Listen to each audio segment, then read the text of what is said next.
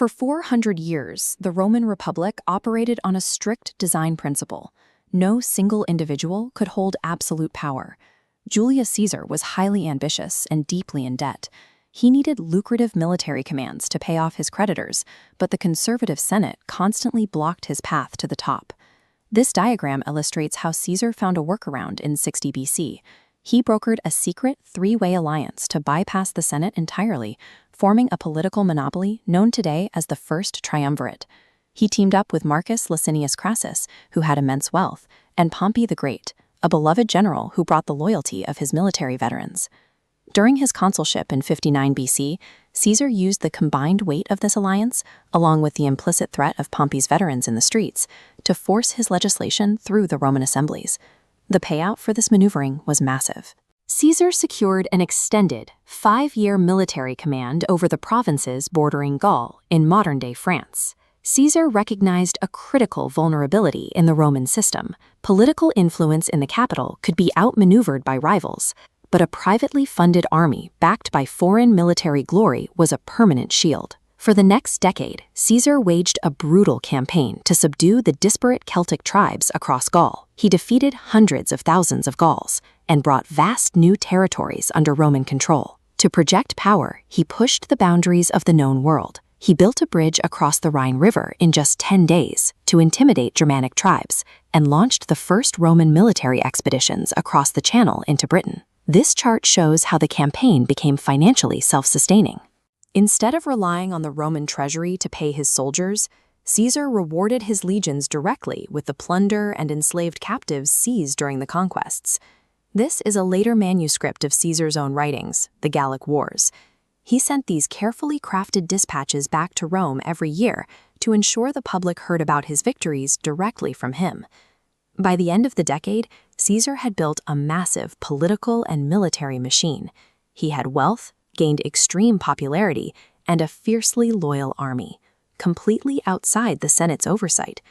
Back in Rome, the balance of power shattered. Crassus was killed in a disastrous battle against the Parthians, collapsing the three-way alliance. Watching Caesar's popularity skyrocket, Pompey grew anxious. To protect his own standing, he abandoned his ties to Caesar and realigned himself with the conservative factions in the Senate. With the Gallic Wars wrapping up, the Senate made its move. They issued an ultimatum: Caesar must disband his army and step down from his military command. As a provincial governor, Caesar held legal immunity.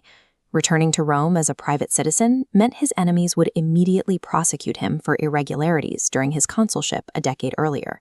Conviction meant exile and the end of his career. By attempting to strip a highly popular, armed general of his status without an exit strategy, the Republic backed Caesar into a corner. They left him with only one viable option for survival. In January 49 BC, Caesar stood at the Rubicon River, the legal northern border of Italy proper.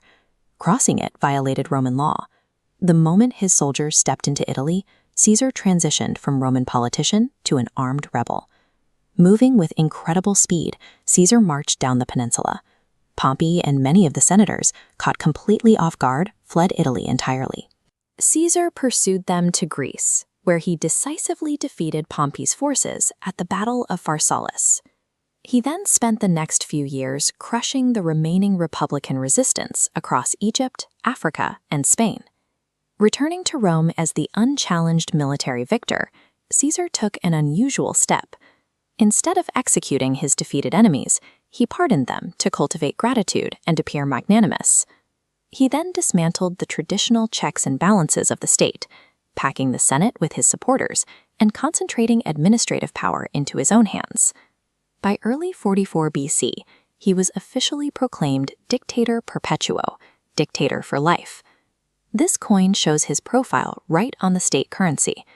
Placing a living Roman on a coin broke all traditions, a glaring symbol of absolute monarchical power.